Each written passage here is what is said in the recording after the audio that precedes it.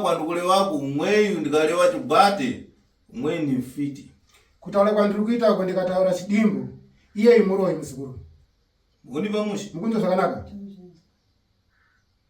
kulewa dzikuchitikabzi zviribe kuima bwino kutaura zvayo zvikuitika izva zvinokumira zvakanaka sinzva bwino lini ndiposha zvikumala pwere hazvina kunaka asi zvikupedza vana nepwerezo dzimpatikana manja palibe kana zvavanobatawo nemaoko mhuri yacho hapana ate apezeko ntchito aikwendali palibe kuti abatewo basa kana kaiona hapana akanaka afiniseri Priska uyu asati ashaya Priska uyu akafunika ndugu aidi kamwe ndeuyo musikuru uyo ukundimva mukunzva here patachita nkhani yakushokewa na mluli pateta nyaya yekupiswa nemoto chokwada ndakatsva kutsvagora chokuramba kupora nanhasi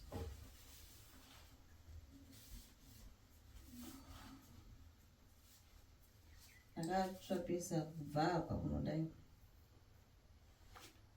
At Master Key and Locks, we provide locksmith services for all your key cutting using latest state-of-the-art equipment. We program key cores to produce an original durable key for all types of cars and house keys. With this latest technology, we cut keys in 20 minutes while you wait. Days of importing lost car keys are over.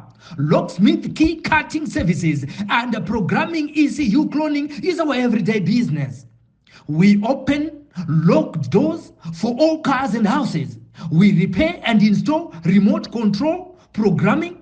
We have backup space for remote batteries, and we do remote leakage repair, new lock sets, key renewal and replacement, door lock and ignition repair. Call now on the numbers on your screen or visit us at 59 Central Avenue in Harare.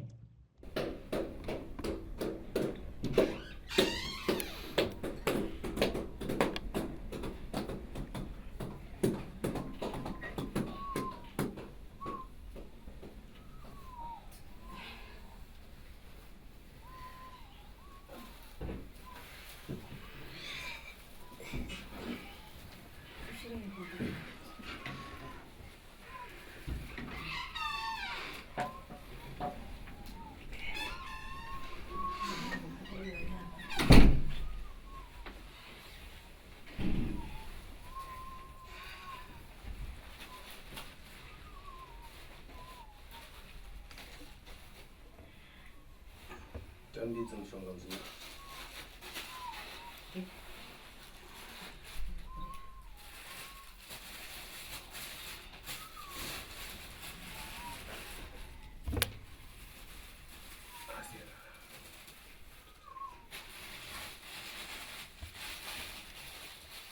adzukulu mabwera Azukuru mawera. Ndakubwera. Mabwera. imdachoka kuno dzulo Imakabva kuno nezuro mi.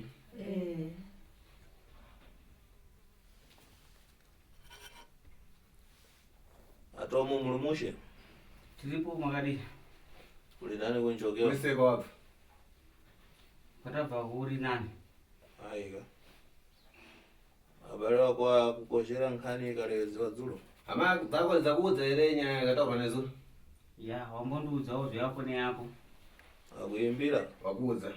ya wandiudza zvikuchitika zvensenepa wakuimbira Zvese zviri kuitika kuudza. ya wandiudza but vanogona vasina kundiudza zvimwe zvacho asi zvimwe zvacho wandiudza kodzulo ulipe kubwerana chani Nei nezuro sina kuuya. ndandiribe mari basi ndikuende kuno gozi takatanyaradza saka ndasina mari kuti ndiuye kuno ndingakwanisa kungotiwo mari endai unogadzisa zvipo zvacho bwera kongu Uya kuno.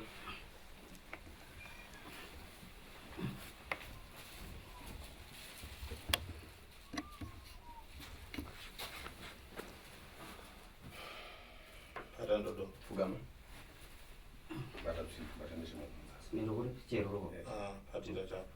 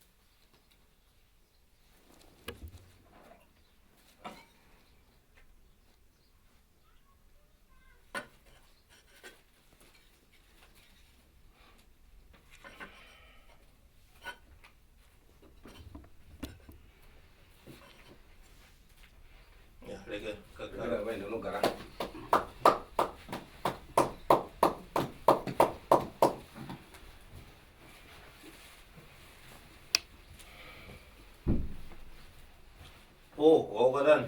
Baba mukase. Haina ndamuka zvakanaka. Wauka bwino. Mukamshe mushe. Musana jere ndo kunene. Wakadana nsana. Badona msana. Badona msana. Mankhwala ndakupasira dzulu mudasamba Shonga wakapuwa nezuru makageza ili mesi. Samba. Ah. Ena kuseni kuno ndakugeza futi. Aha. Nkhani yadalezana dzulu chakali kuikumbuka one. Takataurana nezuru chiri kuifunga kana kuti kwete. Ndiri kuifunga. Ungaliwe pang'ono-ng'ono. Ungataura ndichani? Ndikuthandise. Ndikubetsere. Makati dambudziko rako ticharipedza. Tinofanira kuti tiende kumwe kwako ikoko unogara. Tinoona zviri ikoko. Saka ndakati inini handina mari. Mukati aiwa. Isu atibhadharise. Ndizvo ndokucheuka manje. Chimba umve nzukulu ndikuimbire nkhani yako muno bwino. Ira unze nzukulu ndikutaurire nyaya yako zvakanakisisa. Ndakulewa dzimwedzi zvabwino yedzi dalewedzeka dzulo. Manji wachita chibwati ndikada tuulewe pomwe na mtima wako kuti atiwo. Ine mpano dzulo dzadalewezana. Dalewezana ndi mpano ndatenga mankhwala pakuti ndichikonza pamuyi. Ndichikonza pamuyi ndichitira nkhani yakuti mpano ndaikumana na dzidzi ulewembo pwe yako ili pafupi. Wala nzukulu zvautaura zvakanaka uye chokwadi takataura nezvazvo asi zvananga ndichida kuti unyatsotsanangura zvakanakisisa sematauriro atakaita nezuro kuti inini ndakazotora mushonga kunoti zvese takataurana kuti tozodai utaurewo izvozvo mwana wako aripo padhuze achinzwa. Zvakanaka. Ini ndakatsvaga mushonga wekuisa pamba nekuti ndaingorota ndiri kumakuwa. Saka ndikati kuzvikundiitisa izvozvi chii? Pere nditsvage. Ndino ndabva ndamuona akandipa iye akazouya kumba kwangu akati takuisa mushonga uyu padhoa.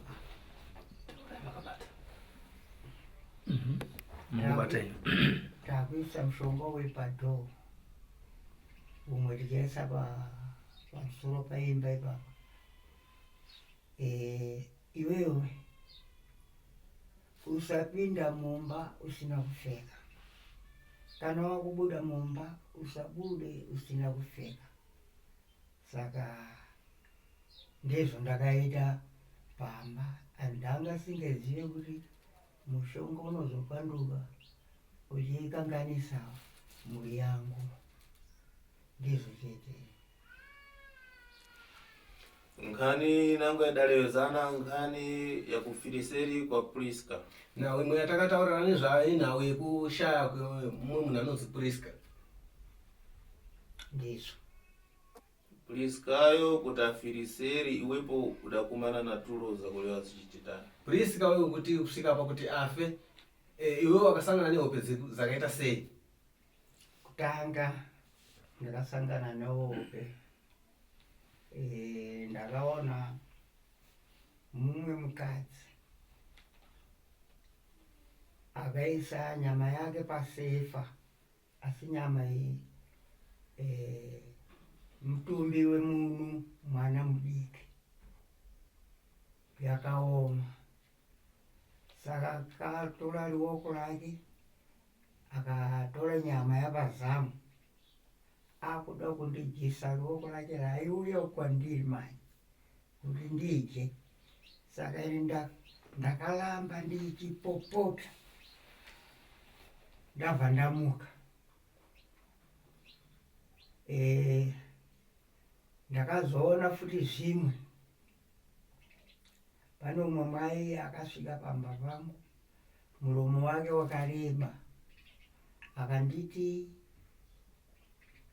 ndafunga kuti pane rufu pano abva adzokera kumba kwake. Saka dzakandishamisa kuti munhu uyu ari kurevei, asi ndakamuona kuti muroyi muromo wake wakareba. Chii chakaitika kwaari kuti muromo urebe? Nzukuru. Kozi nango tulo za kubata mutu wa mutu. Ko dzimwe hope dzawakasangana nadzo dzekudambura musoro wemunhu. Ndakarota ndane banga maoko. Katika nyiroko basi musa makadaro mtaurai. ndakalota ndine banga moko ndikudambula msoro wemunhu saka ndakakurumidza kumuka. Padatola tembo idare patani kuti uwepo pa mwana wakoyi wa kuchoka kutulo kumweko kuti uwepo udzokumana na kuti please kafiriseri. Pakadarika nguwa yakareba sei kubva panguwa yakasangana nehope kuzosvika panguwa yakazosangana nerufu yepolisi? Ndofunga pangudarika mwedzi mwechete. Kufiriseri kwa kweru mweko. Kufereseri kwa ana ikoko. Mati Ngapada dzongeka Priska. Ndopa akazofa Priska ipapo. Kufa ndizvo akashaya muna mei. Chimba umvenzo ko. Ndiraunze ndikudze nzukuru. Nkhani kuchitika yenseneyo ndopadalewa imi mbabwera kuti muthandizwe musvake kuti chani chikuchitika pakudzongeka kwa pwere na pwere dzakozi kuti chikatike namanja chikusoweka napaponi. Chinzonzo nzukuru ndikudze ndionawo yachona iyoyo yamawera kuti mubetserwe kuti muone kuti ko chii chingaitika chii chiri kupedza vana kana kuti chii chakauraya munhu uyu uyezve nevana vako iko zvinowawenawo kuti angabatsike sei kuti ashande waonewo chinowanikawo maoko. Chokwadi. Maji nkhani ikubwerera kwa iwepo. Asi nawe iri kudzoka zvakare kune iwe mzukuru. Ukundimva bwino. Wanzo zvakanaka? Ndinokunzwa. Ikuchoka nkhani imwe kuti ikusokoneza pwere zakozi ate dzizungulire. Iri kubuda nyaya iri kukanganisa vana vako ava kuti vaite mapenzi vagara vachingotenderera chete. Ndi nkhani imwe Inawo yacho ndiwe iyoyo. ikuchoka pa gerepo. Ikubuda pauri iwewe. Iwepo ndiwe ukukonza programa imwe so ikudzongera mbumba. Iwewe ndiwe uri kutogadzira nyaya iyi saka nyaya iyi tasaonera kukanganisira vana kana kuti iri kuurayira vana. Ukundimva bwino. Wanzo zvakanaka? Ndinokunzwa. Ndifuna kuti pwere zako dzithandizike bwino iwepo utsudzule mtima wako ate pwere zako dzimasuke. Ini ndoda kuti iwe usunungure moyo wako kuti vana vako vabatsirwe vasunungurwewo zvakanaka kuti vabetserwe. Zvakanaka. Unimva mushomo Wanzo here? Ndiri kuzinzwa. Ukuona pwere wadokhala naye mlongwana mwe. Ukuona uyu mukomana wakagara naye padhuze mwana wako? Mwana wangu wesa madzimai. Ulewa mlongwana mwe akasipo dzulo. Ndikutaura iye mukomana angasipo nezuro. Mwana wangu. Unodzana problema ya mnyendo. Uzo kuti ane dambudziko remakumbo here? Ndakainzwa problem. Tidalezana pomwe nkhani mwe dzulo. Takataudzana kuti nawe iye nezuro. Tikalezana mwe kuti ana chikalo chada kugula ching'onong'ono tsopanopo. Tikataura kuti ane imwe mota yakatenga idudu iko zvinoizvi. Makataura. Ndikalewa pomwe mafara yakuti umwe ikalo imwe ichamudzonga. Ndikataura zvakare kuti mota iyoyo ndiyo ichamukanga ndiyo ichamuuraya. Makataura. Ukundimverewa. Wanzo here muzukuru? Ndiri kumva seko. Kuti dzimwebzi dzikuchitika dzikuchokera pana mbara papa wako omwe adakubara Kuti zvinhu izvi zviri kuitika zviri kubva pana baba wako akakubereka. Ndiri kunzwisisa but nkhani imwe ifunika kuti ifikiwe mukati mamuyi pachose mankhwala amwe yakulewa mwe. Nawe iyoyo panoda kuti patosvika mukati mwemusha kuti paende panobviswa mushonga waari kutaura nezvawo. Wamva kulewa kwaachita? Wanzo here kutaura kwaita? ndanzwisisa. Nkhani dzimbwera kutulo zokha za ufiti. Nhau dziri kuuya kana kuti nyaya dziri hope dzari kusangana nadzo paanenge akarara dzese hope dzakangorekera kuuroi chete. Nhuwe kulerekera nkhani za ufiti. Inhau dzeuroi.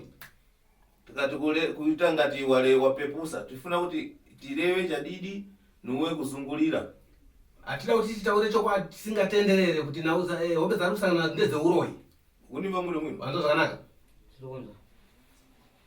Uwepo ufuna kutandiziwa. Iwe unoda kubetserwa zvakare wewe. Ndibatsire.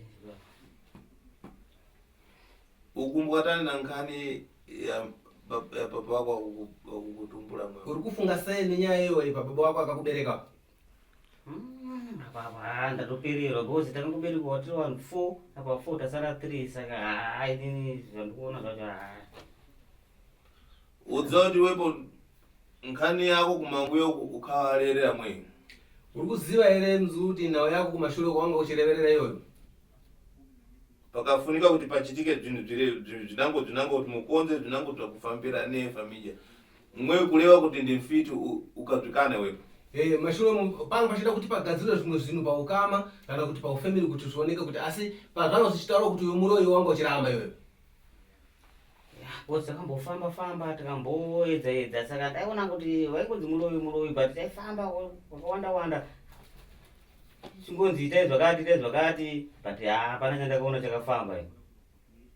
Zvingafambe tani we mtima wako ulibo kutsudzula kuti umwe udzikuliomba kuti imwe atapata mankhwala iwe ukadzukana. Zvingafambe sei iwe usina kusunungura moyo wako nokuti zvawango uchiudzwa zvacho kuti uyu akabata mishonga muroyi iwe wanga uchizviramba.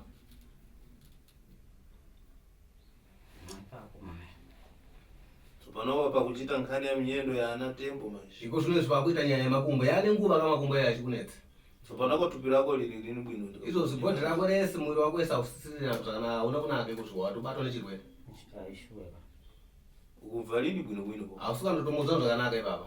Aishuwe. Kureva nkhani ikusudza nkhani ya imfa. Kutaura kuti na uyoyo iri kutokutsokorera kurufu, iri kutungamirira kurufu. Unimva bwino. Anza zvakanaka. Ndandisase. Kumambuyo kuti Priska akanata mwalira akanata afiriseri kumo uyu ndiye adayambiwa kadanangizwa umwe kuti akuliwewa mawe kuti adachenjeresa. Kumashure kwatabva kuPriska asati ashaya munhu anga kanongedzwa chiguno ndeuyu nokuti pamba chibuda mashoko kuti akangwarisa. So panopa achagere. Iko zvino zvachiripo. Nezvichala zvikunongeza kamwana yako kuti kantidzonga kana kuchenjeresa. Iko zvino zvikachero zviguno zvinomunongedza kuti mwana wako achatikanganisa panapa akachenjeresa apa sisina. Uona umwe uyo agera apa? Uona vari padhuze nesu. Ali kunkuno. Uyu ari kuno kudhuze kuno. Adatawa pamoyi nkhani ya ufiti mashalibe kulewa. Akatiza pamusha nenawe uroyi asi haana kutaura. Unimva bwino. Anza zvakanaka. Ndirikunza. Ankala dia komo zvimuja mtima kuti pwere zangu zikumala ndanyang'ana tete ufiti akuudziwa kuti kuchoka hapo. Zuva nezuva zvinogara zvichingomudya moyo kuti vana vangu vari kupera asi pari kubva uroyi ari kupaziva kuti uri kubva apo. Mazhipompare pakutora nhope yache achiisa patsogoro tete achiita ngati mwei achinangizwa kuti ndiye mfiti. Asi ipapa chiri kuitika nechekuti pakutorewa fesi uyu ndiyo iri kuiswa pamberi kuti pese pamunoti matsika mafamba panongedzwa uyu kuti ndiye muroyi. Unimva bwino. Anza zvakanaka. Uchitira imwipo pwere mutawe mama wenyu amwakane komwe abwerere kwacho mwe kule mudziyo mumali bwino achikupedza kuti dakuja ichite nkuku ichidya madzairi dzii. Kuitira kuti vana imimi vese vana mutize kuna mama wenyu ngumutizire kuna baba wenyu uyo. Muchiti mama wedu ndiwo varoyi kuitira kuti kana mausvedere padhuze naye baba wenyu manje achingonhonga vanhu achirova kuita kunge ihuku iri kudya mazai ayo. Iye iri dzii. Ichidya yakanyarara pasina anoikanganisa. Unzwa zvakanaka. So panopa umwe ankhala lini pamozi. Iko zvino zvaasogara pamwe chete vana. Adakanana kale akugara kwache. Vakatorambana kare vakutogara kwake vari separate. Icho wariso. Unimva? Wanzwa zvakanaka. Ndandisase. Ukumbuka tani na nkhani imwe. Uri kufunga sei nenyaya iyoyo? Hai, da kuti igadziriswe zvibviso zvacho zviripo zvacho ndaro asaroyo. Bodza anotipedza mani. Tinopera tese kana kuti iye munhu wacho ndara ngatoenda tosara isusu wacho kana zvadaro. Bosi ina ndikafika kana tikavhara kadzinza kacho rega kapera. Ngekuvhara dzinza racho right. Chikuchitonzukuru inkhani yakumverana tsopano magwera kuno ndikutandize mpano ndimbatandiza vantu mulezana bwino. Ona mzukuru chiri kuitika ndechekuti inhawu yekuwirirana kutaurirana mauya kuno kuti ndikubetserei saka ini ndinobatsira vanhu vanoda kubetserwa. Nowe kuika mtima wakuipa Rega kuisa moyo weumhondi. mwe adakubara. Iyoyi baba wako ndiye akakubereka. Ne ukabaliwa teti milandu ya mara mashi ikufunika wepo tukonze mankhwala mwetu uchose ufiti umale. Iwe wakaberekwa nyango kuti baba wako muroyi asi zvinogadziriswa kuti uroyi wainawo ubviswe kuti zvipere. Chete. Munhu akatanga kuuraya vanhu vacho tiri washoma dagara tiri washoma mudzidza macho matoita sei ma Zvikura zvinhu zvinobatwa. Mumba konza nimipo munziyo makonzero muchita nkhani imwe inkonzero chimara. Munhu pagadzirisa ndimi muchaziva kuti muchapagadzira sei asi nawe inogadziriswa ichipera iyi. Ndipo zvimipo mafika momuno ati pambafika momuno matale manga momuno muda masuka maningi. Imimi ona tasai mone masvika muno mumatare angu pamasvika muno kurova kuti mwoyo wenyu yakasununguka ndosaka maona masvika muno tiri muno asi. ndimfuna wanthu asangalala mumuno. ndinoda vanhu vanopinda muno mumatana mangu ayo vanhu vanofara. chakumtima chenzenepa chisalire mumuno. chese chiri kumwoyo kuchitaura kuti chisarire munomu. Unimba musho. godo rese risarire munomu. Tanza seko. Kumvika? Zvikunzwika here? Tanzika seko. Muna chakulewa? Une chekutaura here? Iri godo rakandibata mwoyo mangu inini ngekuti inini ndinonamata muchechi asi ndonzi munobulitsiwa munoloya ndofunga ndakasvika ini pakuzodzungera kusvika kupa kuchema usiku ese ndichichema kuti kuroya kwacho wandisiri kuziva chii ndikazoenda kukwira gomo ndoma ndakaudzwa kuti iwewe unongedzwa kwakuti wauroyika murume wako ndiye anokutora achikutungamidza pamberi achihwanda kumashure kuti iwewe ndiwo kuba iwewe utemiwe nedemwe. Ndadzvirewa manje manjepa. Ndazvitaura izvozvi munomu. Ndadzvirewa manje manjepa. Ndazvitaura izvozvi. Inkhani kana tichirevezana paye mukateteka bwino atiye mumva zvandarewa zvese ndalewa enzina amfika. Panyaya kana tichitaura paya pamwanyasoteerera zvakanaka munyasoona kuti imomo muri kupinda imomo nemo ini ndatopinda munemo kare imomo. Acho watso. Ndoda mwewa kana kwereza kozi banja rikusokoneza bomba. Nokuti ukuona apa nawewe iri kutokanganisa mamarriages evana. Nadzimba hapana. Palibe. Hapana. Nditutudzilawo dzimba dzacho. Impatika bwanji onye ikakhale banja napaponi si imipo zvikukugonana. Mungaite muimba mungagara imba sei imi muchiitwa vakadzi nombobobo usiku. Ndopata kutochema sekuti toenda kumusha. Munotibvisirawo zvinhu zvinotikanganisa izvi. Tonogara zvakanaka. Toraramawo sevamwe panyika. Ukhala kuponiswa panopa. Unogara kupiko zvino zviwa? Togara kumazowe paperi yafamily. Uyo ngwakudzalabani? Uyo ndokuzalabani? Uyu anogara kumazowe. Uyu papa wako. Baba ndokuzalabani. Mama wako akhala kupona? Mama anogara kupi? Anogara kushamba. Zvikuchitika izvi zvakuipa. Zvirikuitika izvi zvazvikora zvina kuchena izvi. Ndikukonzere mankhwara mubwererane. Ndokugadzira mishonga here kuti mudzokerane? Ngadzokerane. Ngadzokerane. Iwe mkazi wako kumfuna? Iwe mudzimai wako urikumuda here? Hayi mukadzi wangu akandiramba kana. Ukumfuna one? Urikumuda here kana kuti kwete? Zviri nane ndife. Reva ndadidi pano nidziwa. Taura chokwadi soziva. Tisuda kuti mufe, toda kuti apa pachene. Imbovabvunza zvikuru. Urakukosha? Mataura nawo Kosha. Bvunza? Kuvana timboenda kuvanasikana. Chakanetsa chii kuti chiri kunetsa chii muupenyu hwenyu kunze kwezvi zvamataurwa natateguru zvedzimba izvi? Ndikubvunza imi vasikana. Ndezvipi zviri kuitika muupenyu hwenyu zvamunoti upenyu hwedu huri kunetsa kunze kwezvedzimba izvi? Zvedzimba zvacho zviri kutadza nei? Vasikana vakasvika kudai. Apei microphone. Hatitaura, hatimauya kuzobatsirwa here. Chii chiri kunetsa? Tikatongo ukadana nowadana naye hapana mazuva zvotopera. Mwana ukuvimbiswa kukurora, mabasa che hapana, unogochingovimbiswa tozodai. Hapana chinombobuda. Kana avimbisa murume. Zvinodzokera mashure nenyaya idzodzi. Kana avimbisa murume zvinozopera sei? Munhu anongosviba mwoyo. Kana kuti inini wacho ndototanga kutozema mwoyo kuti handichada. Saka unosvika kupi? Uchiti munhu anenge atori serious kuti anenge achiyoda zvemarriage. Asi inini wacho ndozongoboekana. Alright. Ko mukoma. Chii chiri kunetsa muupenyu hwenyu? Inini muupenyu wangu chiri kunetsa ndechekudai so. Kana chaiko kubasa wangu kana promotion ndifanira ndichitorema pafamba plus but ndokutarisirwa pasi so. Zvese zvinongondivharidzira. Handitombooni kana semunhu. Asi basa racho muchigona here? Basa ndirikugona 100%. 100% but ngoti zvinongoitikawo zvinongotarisirwawo pasi so. Alright. Asi gumbo. Rane nguva yakadini? Gumbo iri ndinofanira kutokoroka zvakwanisa 2 years. Makambofamba mukanzwa kuti riri kukonzerwa nei? ndakamboedza kumaprofita umwe wacho ndiwongonyeperawo chikunzi wakatiwa chidzuriwa but hapana kana chakatombofamba. Ndofunga kuti ndizvo zvinondinetsa muupenyu wangu izvozvo. Hapana pamakafamba mukabata baba wenyu?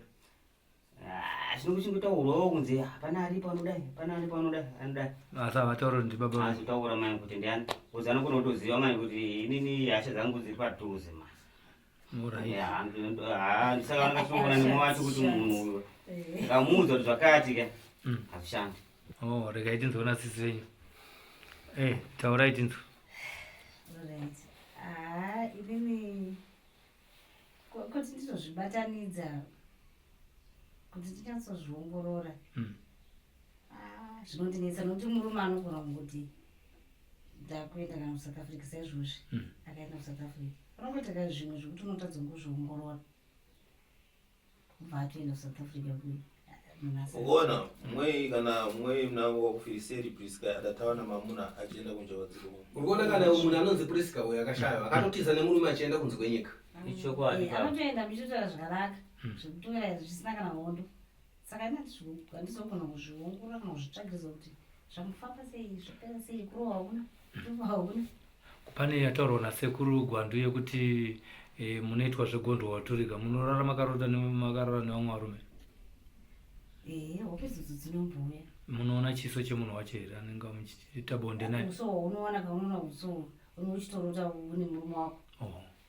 Uso murume wako. Ipai amai. Amai. Toda kupedzera sekuru nguva. Ndavabata muromo. Imi makabvireiko pamurume wenyu akanaka kudai handsome? Pamusoro iyi. Inini zveshuwa murume ndaigara naye zvakanaka kusvika bereka mhuri yangu yese.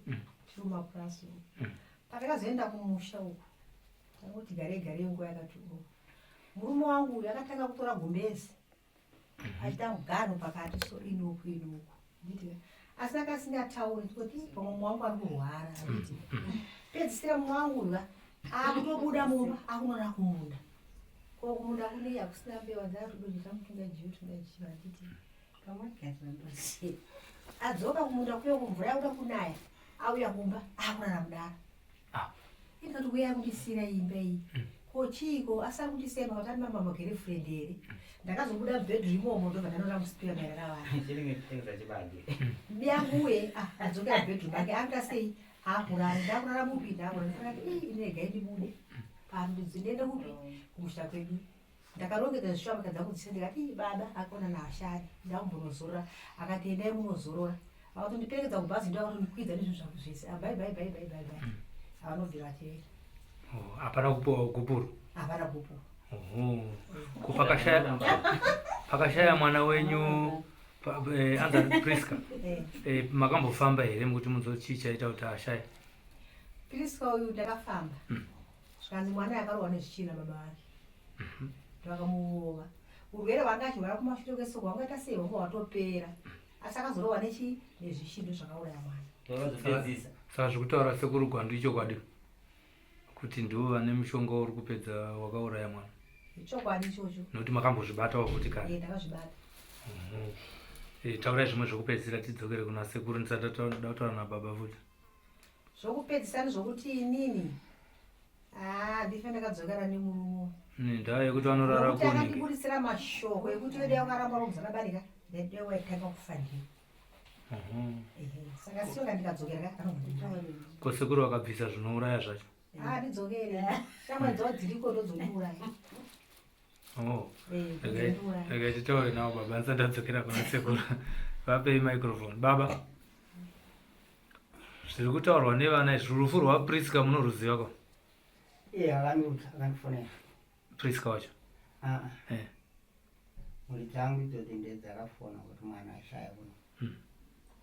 Ndikauya. Akashaya sei? Chii chakakonzera kuti ashaye? Hatinangei panyaya. Ine ndakanzwa chiti ndine chirwere chekensa.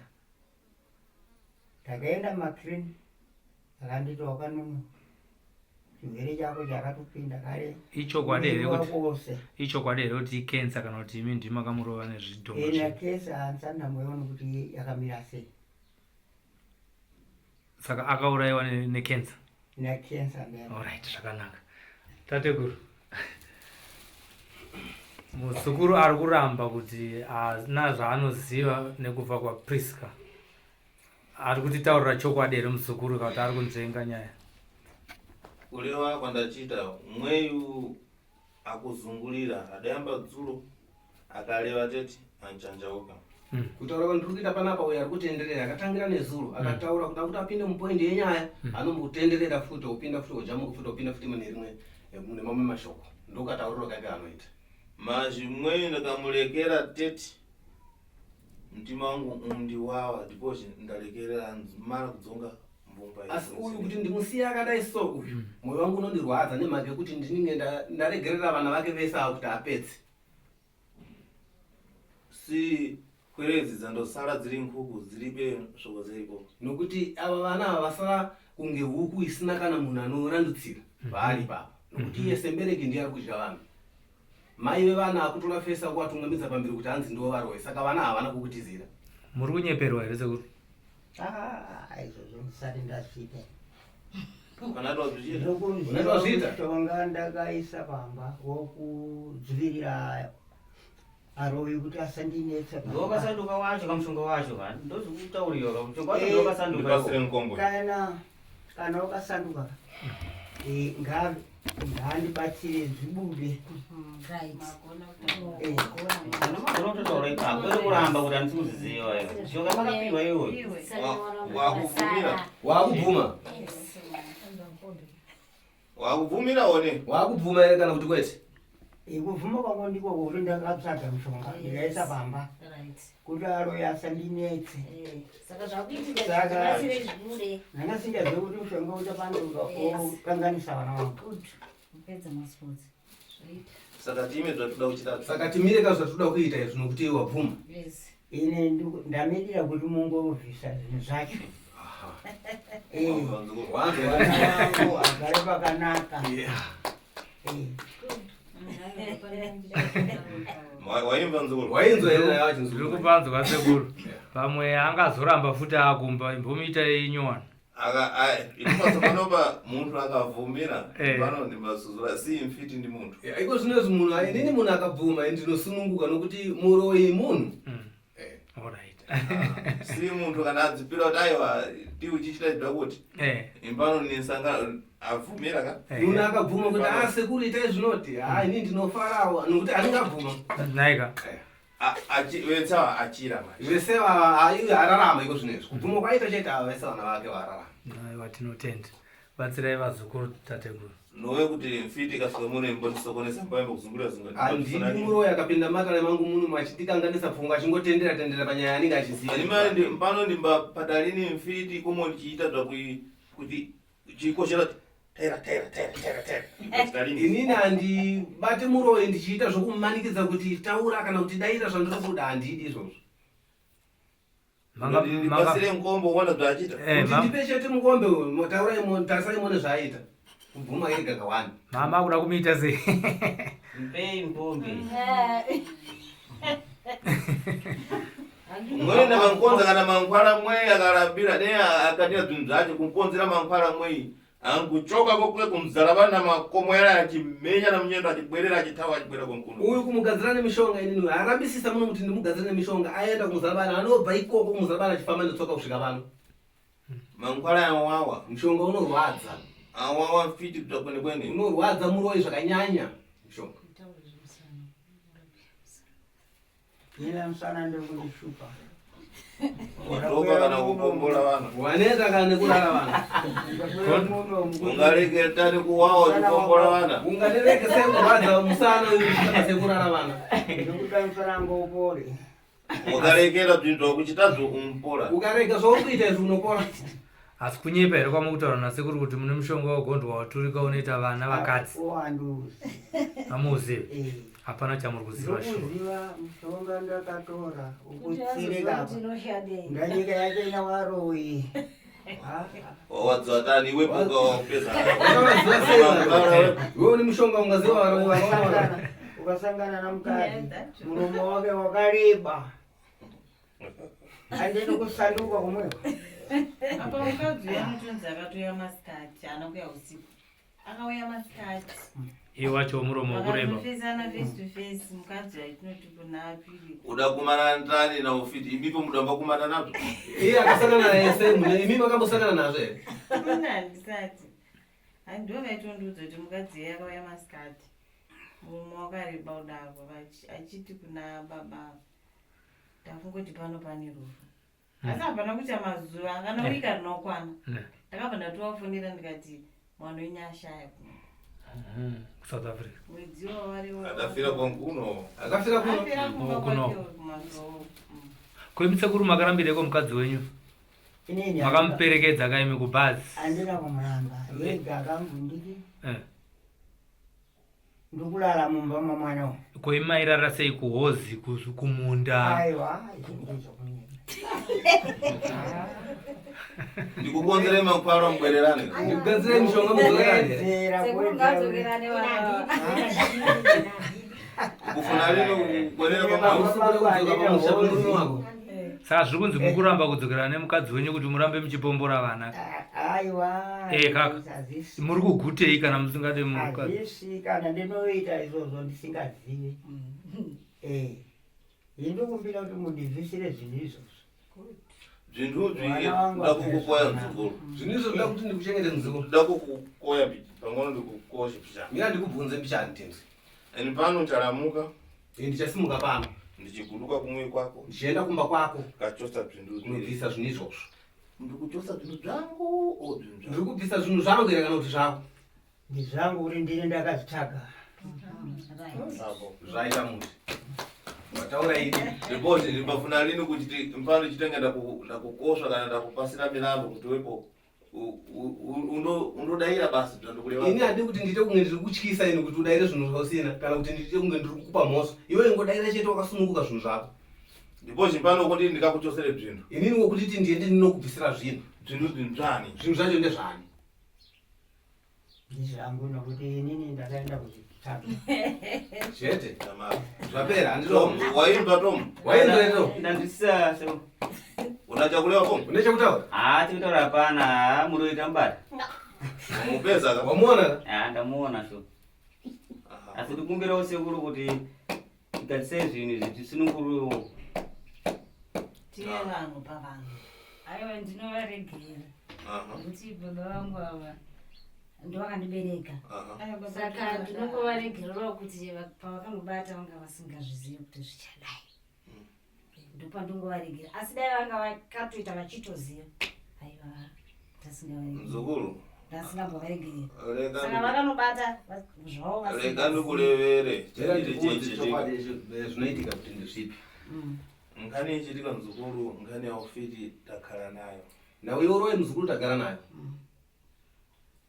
nkhani yakulevayi njabwino nawe kutaura yakanaka si kupepusa nokuti tiri kurerutsa kuti zvinhu zvinari iwepo uri kupepusa iwe uri kurerutsa nkhani yakutenga mankhwala neyekudziwa zvakunama izvo nyaya yekutora mishonga usingazive ndezvekunyepa izvi wadziwa tani kuti yatsanduka wadziwa tani kuti zvaukuma nazvo nkhani imweyi waziva sei kuti mushonga uyu wasanduka iko zvino waziva sei kuti zvinhu zvauri kusangana nazvo kukonzereswa nemushonga wakatora wadziwa tani mankhwala amweya ndoyandikumanisa nachimuntu ati chinapa kamwa waziva sei kuti kureba kwemuromo wemunhu wauya panapa inyaya yemishonga yandakukosha iwepo utombokumana nazvo ndakubvunza kuti wakangosangana nazvo here muupenyu ndiri pano ndinolamuka adombokosha iwe udombokoshera kwereza kozi kuti kwereza ngozi kugona kwandi kuchita ndikugona machitulo zikubwera wakamboudzawo here vana vako kuti ndinotoda kuti zakadai kana kuti unoda ndiri kumakuva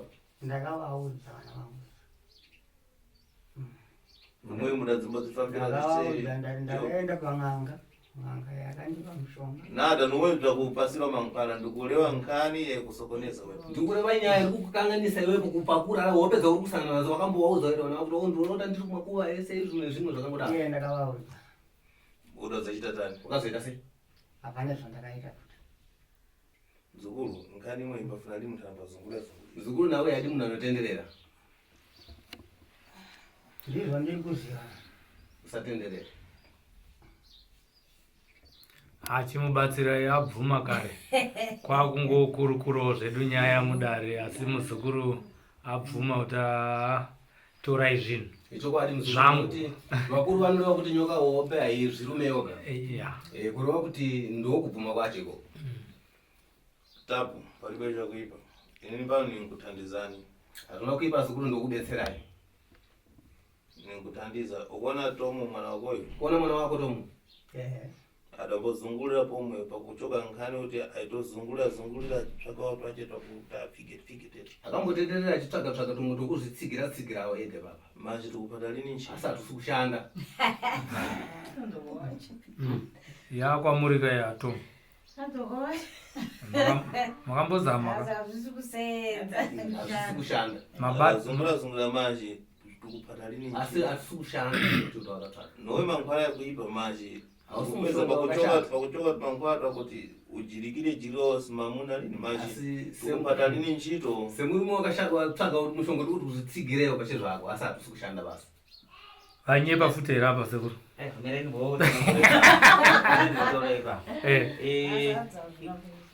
tokona kuti pane mushonga wakadaro naika bhozi nini taitsvagawo taitemerotemerera kana chitigumba kunogona zvoti nani ndikuenda kupofira kwakambodziwa ipiwa kuti muteuro ndodzandaimboita izvo singazozivawo zvangu pamafriends yangu anenge achititi chimboitawo temerera pamwe anogona kuchidipa usirizvo zviribe kuipa ndangoleva kuti vantu vamwe vamawa hanze kulepo moto tapatapata nawewe handina kuti imosva asi mune remangwana vanhu vanozokuti wakabata machindaleva bzandokupedza pamupano ndinataura zvandiri kuona panapa pamuzomberi apo zvinozopanduka tompanduka lini hausi mushonga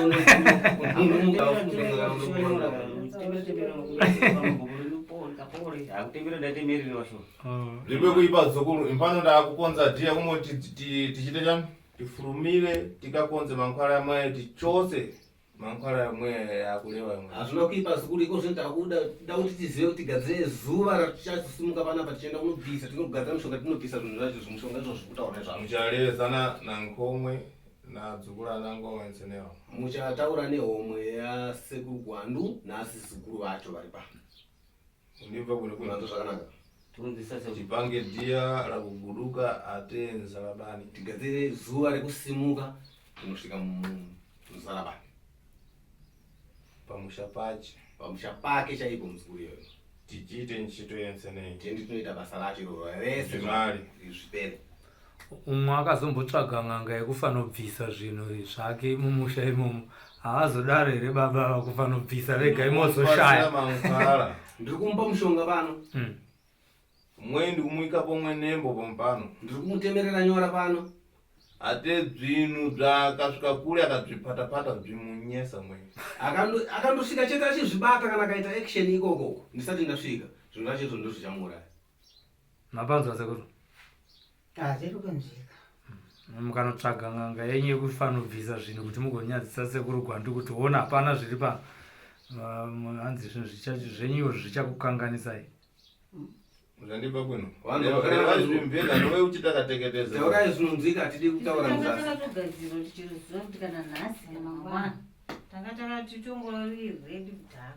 nekuti ava ndiwo mabasa atatoyatiki redi kudhara kuti kana nhasi kana mangwana impano niyamba kandidzogore kuna vantu kunja ini ndinotanga ndadi ndagadzirira uyezve ndataura nezvazvinokuti tine vanhu vari kunze vatinofamba navo vanhu vanyinji ari panze ada kutandiziva vanhu vakawandazve futi vari kunze vada kubetserwa ini ndinonzi ndine nyora vakitema nyora apostoli amene makatemwa nyora nemurumwe nemumusana wejambo nemunyama nokusainidzirwa panze muchimutsiwa yafika nkhani yachimalemale nzikubvenzenedzo zvikumara vasvika pekupedzisa muzukuru padambudziko rako rese zvese zvinopera izvozvo zvikumara ndiye nkhani yamabwerera lini kuno ndikutandizei kutorenzenedzo ndonhawo yamawera kuno kuti mubatsirwe dambudziko renyu iroro zvenze zvaufiti ndikuchosa zvese zvauroi zvese ndiri kubvisa sekuru vataura kare kana ndananzwa kuti vanoshandisa mushonga wacho unoita kuti kwanofamba vanhu mubatwe imimi semuroi asi musirimi munoroya mambopanzwa Enda pana. hanango ndingotsinira zvotaurwa nasekuru pakanaka. Lamukani komwe ndiyambe kukonza mankhwala. Simuka yenyu nditange kugadzira mishonga yenyu. Ndinokuudza indini. Pamukuru wangu kuchokora kaita hapana chakasaririra. Zvenjenezvo ndo zvamabwerera dzikuru ndikutandizeni zvimare muone kuti zvimara lini one. Zvinhu izvozvo ndo zvomawira zikuru kuti ndikubetsere kureva kuti pandati ndikufunga mishonga ndikukubatsirai matambudziko enyu mese yese. Uone zvimara one. Uone kuti zvinopera here kana kuti kwete. Pashure pekunge tashandisa mishonga yedu. Ondipo. Wazwa zvakanaka? Ndazvinzwa. Lamukani Atenda garani. komwe ndikonza mankhwala. Kugadzirai mishonga yenyu.